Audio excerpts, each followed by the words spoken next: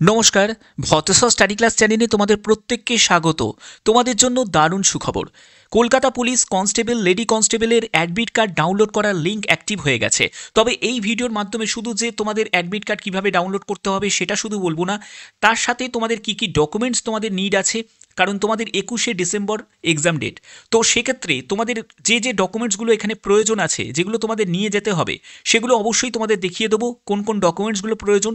এবং তোমাদের যদি অ্যাপ্লিকেশন সিরিয়াল নাম্বার যদি ভুলে যাও, সেক্ষেত্রে অ্যাপ্লিকেশন সিরিয়াল নাম্বারটা কীভাবে তোমরা বের করবে, কীভাবে সাকসেসফুলিভাবে অ্যাডমিট কার্ডটা তোমরা বের করবে, সম্পূর্ণ তথ্য থাকবে এই ভিডিওতে। প্রিন্ট আউট পর্যন্ত তোমাদের দেখিয়ে দেবো। প্রত্যেকটি তথ্য A to Z ইনফরমেশন তোমরা এই ভিডিওর মাধ্যমে পেয়ে যাচ্ছ। অবশ্যই ভিডিওটাকে শেষ পর্যন্ত দেখো। আর এরকমই গুরুত্বপূর্ণ আপডেট পাওয়ার জন্য অবশ্যই ভতেশ্বর স্টাডি ক্লাস চ্যানেলটিকে সাবস্ক্রাইব করে বেল আইকনটাকে অল করে রাখবে। তো চলো তোমাদের দেখিয়ে দিচ্ছি কিভাবে তোমরা অ্যাডমিট কার্ডটা ডাউনলোড করবে। অ্যাডমিট কার্ড ডাউনলোড করার জন্য রিক্রুটমেন্ট সেকশনে ক্লিক করবে। দেখতেই পাচ্ছ যে recruitment to the post of constable lady constable in Kolkata police 2024। এখানে ভিউ ডিটেলস অপশনে ক্লিক করবে। প্রথমেই দেখতে পাবে ডাউনলোড ই অ্যাডমিট কার্ড। এখানে গেট ডিটেলস অপশনে ক্লিক করতে হবে। ক্লিক করলেই তোমরা দ্বিতীয় যেটা সেটা তোমাদের গিয়ে ক্লিক করতে হবে। এখানে তোমাদের অ্যাপ্লিকেশন নাম্বার এবং তোমাকে ডেট অফ বার্থ বসাতে হবে। এবার অ্যাপ্লিকেশন নাম্বার যদি তুমি ভুলে গিয়ে থাকো, তোমাদের ইমেলেও চেক করতে পারো, এছাড়া তোমাদের মোবাইলে SMS-টাও তোমরা চেক করতে পারো। যদি তোমাদের কোনো জায়গায় ডিলিট হয়ে গিয়ে থাকে, এর জন্যও কিন্তু একটা সলিউশন দিয়েছে। কিভাবে দেখে নাও।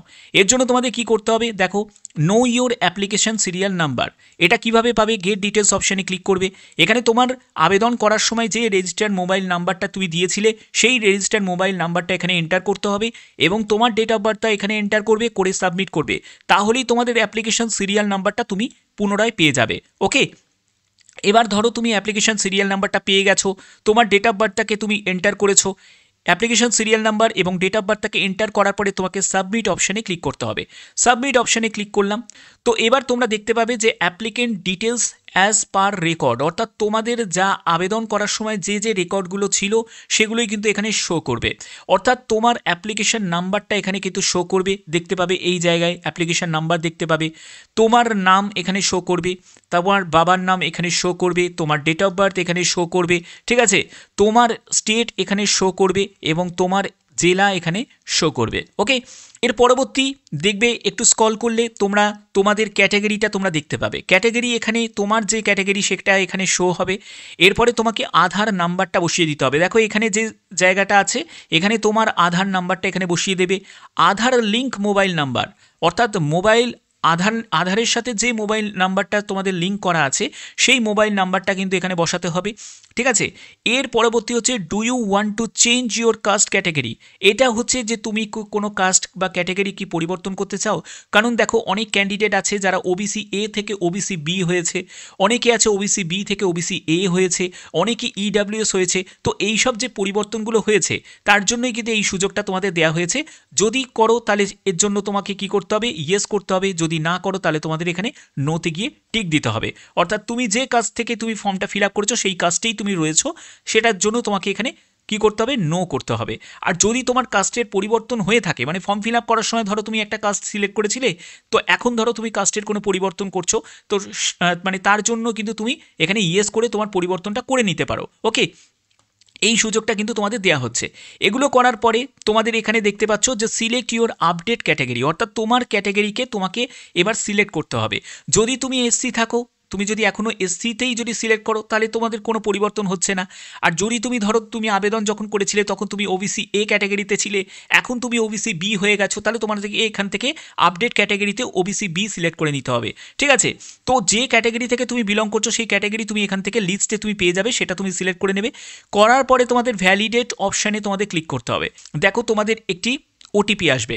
OTPর জন্য তোমার রেজিস্টার্ড মোবাইল নাম্বারে একটি OTP আসবে এবং তোমার যে ইমেল আইডি আছে সেখানেও OTP আসবে। এই দুটো OTP তোমাদের এখানে এন্টার করে দিতে হবে।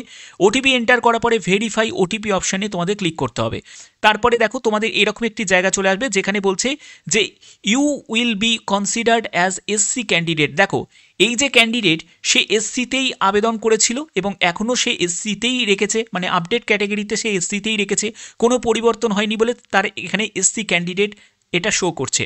তোমার যদি কোনো পরিবর্তন হয়ে থাকে, মানে ওবিসি, তুমি ধরো ওবিসি এ ক্যাটাগরিতে ছিলে, তুমি পরিবর্তন করে ওবিসি বি করেছো, তাহলে কিন্তু সেই আপডেট যে ক্যাটাগরিটা অর্থাৎ ওবিসি বি সেটাই কিন্তু তোমাদের এখানে শো করবে।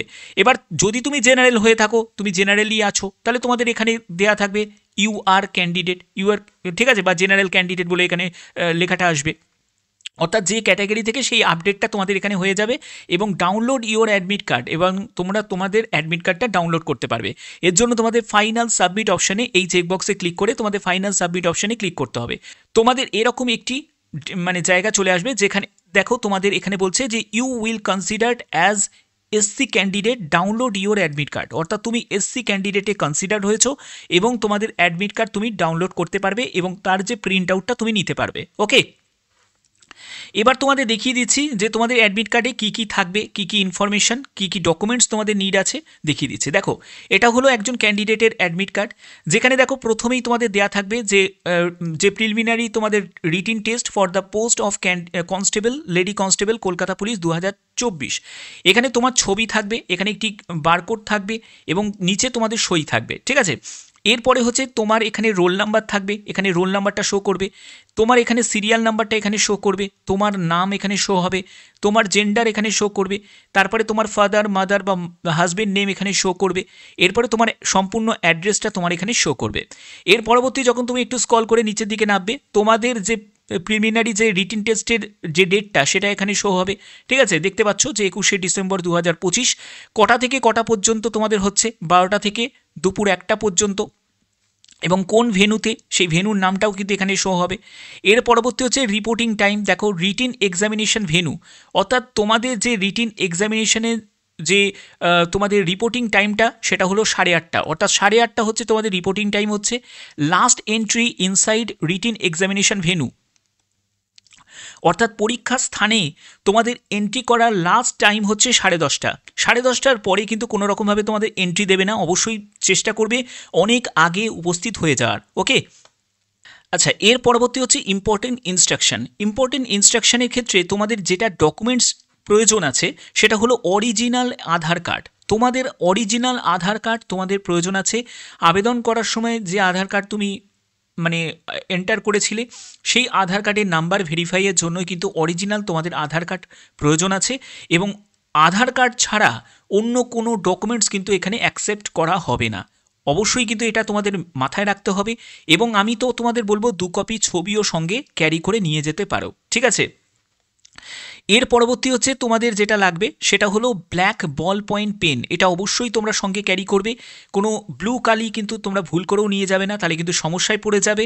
তো এই সব ডকুমেন্টস কিন্তু তোমাদের লাগছে। ডকুমেন্টস বলতে গেলে তোমাদের একটাই ডকুমেন্টস লাগছে, এবং এই জায়গাটা কিন্তু মেনশন করেই দিয়েছে যে 10:30টার পরেই কিন্তু কোনো রকমভাবে হলেতে এন্ট্রি দেওয়া হবে না। এই জায়গাটা কিন্তু অবশ্যই তোমাদের খেয়াল রাখতে হবে, কারণ টাইমটা খুব অ্যাডজাস্ট করাটা খুব দরকার আছে।